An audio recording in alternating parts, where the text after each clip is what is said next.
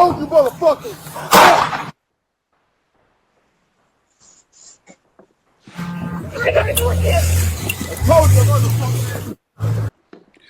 Wow, what a horrible! I mean, this video right here, I couldn't even begin to understand what just happened. It just seemed bad on top of bad on top of bad. Did you see anything? They was trying to get the subject out, right? He looked like he was in a seatbelt. The male started tasing him. The female goes in, and the minute she interferes with the tase, she started getting tased. She's screaming. He stopped tasing. She comes out. He starts tasing again, and then the suspect turns and starts shooting at him. Like, I don't even understand. Joe, and this is my issue. This is my issue. I don't want to cut you off. Go ahead. Listen, I love my sisters in law enforcement. Don't get me wrong. The sisters are doing a good job. But when it comes to arresting a male, the male should take the charge and take the lead. The man is physically stronger, more authoritative. Her fear factor. Oh man, we got OG with us. Welcome, OG. Good to have you, brother. Right now. The fear factor threshold is a lot higher. I didn't see any commands. She was trying to pull him as the other person trying to tase him. I can't tell you how many female law enforcement officers I had to go ahead and save because of doing things they shouldn't be doing. And unfortunately, our sister here was doing something she should be doing. You got an officer tasing and you trying to pull up at the same time. I don't know what's going on. I didn't see no officer presence. And what happened was that she wasn't even looking in the vehicle properly because it looked like they both got shot. He pulled out his weapon and shot them both down. This whole thing tactically, first off, was done incorrectly. You don't put hands on a subject when you got your tase at the same time. There's a lead officer, there's a secondary, and there may be a third. I can't see, Joe, any which way this thing turning out properly. You said before internal affairs. They're going to ask you, what made you pull inside the car? That's the first thing. What made you do that?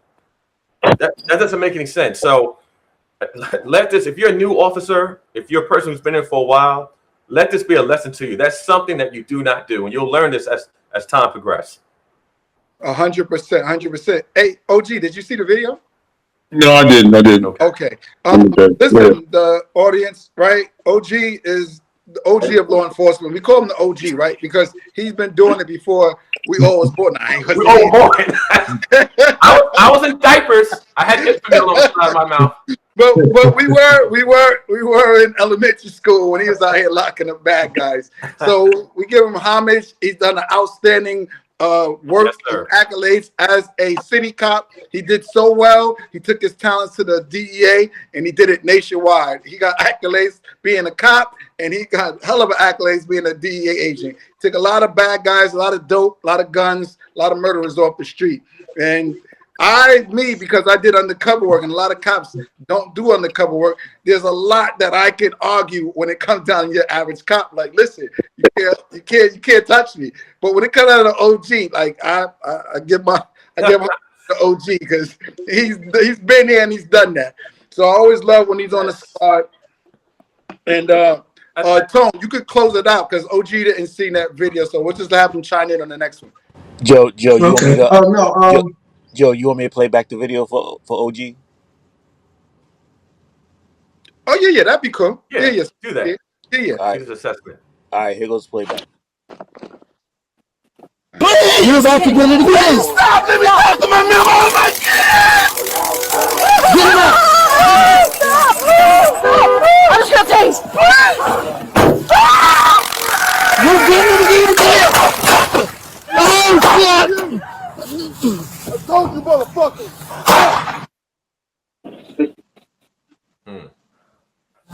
I told you, motherfucker.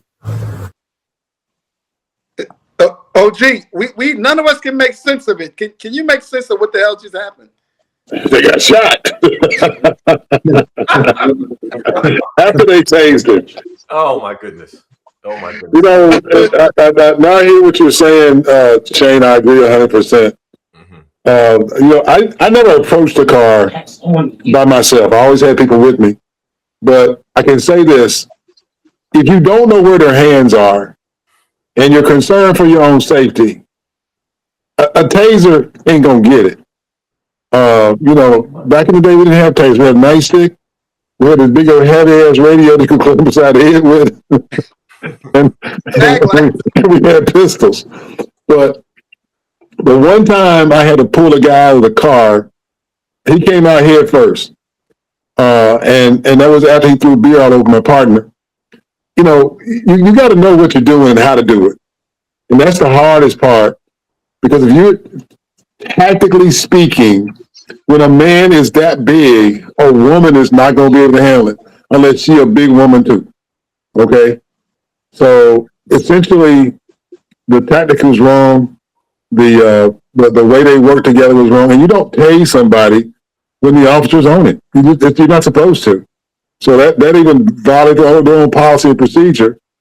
But I go back to what I said before. You got to have tactically. Someone has to have hands on him, and then someone has to have their gun drawn covering the situation. That's usually the way it works when something like that happens. Or you go to the other side of the car where he doesn't expect you to be, and you can surprise him by doing things on that side. But that was not a good situation. I pray those folks survive. But like I said before, them tasers get a whole lot of folk in trouble because sometimes they don't work. Clearly didn't work on this guy. You could tell he's getting hit with it, but man, not good at all. Not good. Yeah, I totally agree, OG. Shout out to Georgia Peach, Chevy, for this, for just joining the live. Every Thursday at 8:00, we do this. The thing that I would say I seen that changed. It seems like when the school that we come out, you was encouraged more to go hands-on. Even I did use my mace a lot, right? But it was more on the hands-on or mace and hands-on. You don't see hands-on. It seems like the more tools they get, the less hands-on they have. And it kind of hurts them. In a situation like this, it hurts because they was expecting the taser to take care of the job. And it didn't. And they was just shocked. She got tased. I didn't even see him go hands-on. Like you said, OG, we all taught to watch the hands, I couldn't see his hands. It seems like a whole mess. Tone, what do you think? No, and you all hit on it. In fact, I remember, and Ted said it, but I remember in the academy, and I was just thinking about it. It kind of put goosebumps in me when the instructor said, make sure whatever you do and you want to go home safe, you see the hands. Don't believe in those Clint Eastwood movies talking about I could tell what he's going to do with his eyes. That's not true. And the tactical, everything they did was all incorrect. I mean, who's going to extract somebody out of a vehicle with a seatbelt on? I didn't see no flashlight, no lighting, and then she let go and turned her back away from the subject.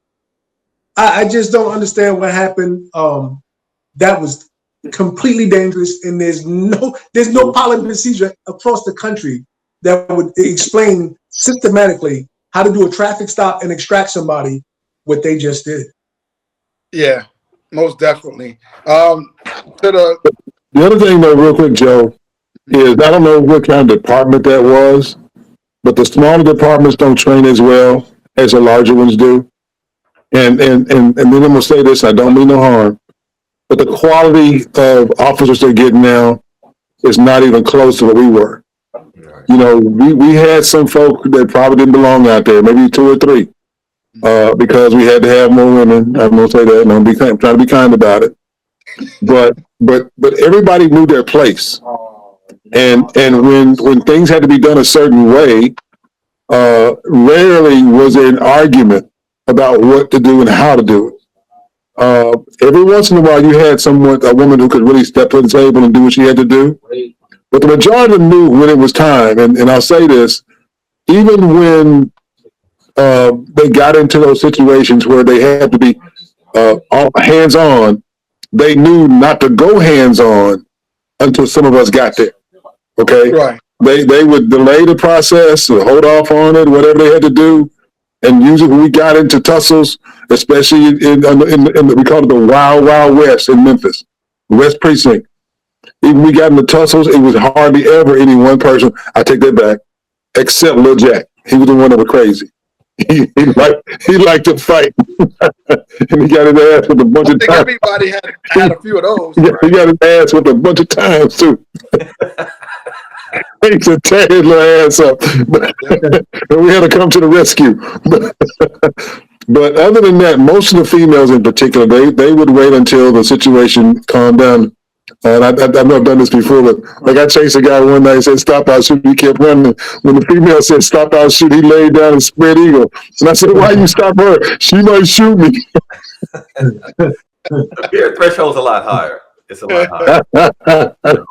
He didn't know she had a Bible in her car. On the Right. And every night.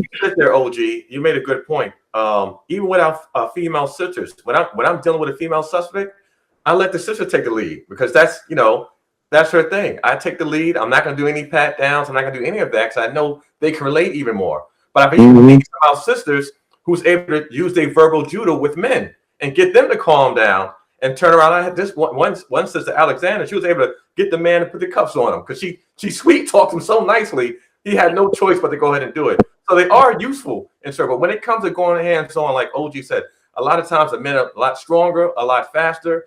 If there is a male there, they should take the lead, and you can back us up. 100%, 100%. Shout out to Nelson_family for joining live every Thursday. We do this. You send us a video, we give you an unbiased assessment. Appreciate the support. Tone, you finished your assessment, right? Yeah. And I was just thinking about, like we were talking about tactical. When she was in there, when you're thinking about stuff like that, I don't know how many times I've actually snatched keys out of the ignition just so the person ain't going to it. It's the little things like that. You know what I'm saying? You got that flashlight in there. You got your spotlight in the mirror. You're making it as difficult as you can for that individual to actually do anything. So it's just unfortunate. And like Ted said, hopefully, they're okay. Well, I think one officer did die and one survived. But I just hope this is a lesson for everybody in law enforcement across the country.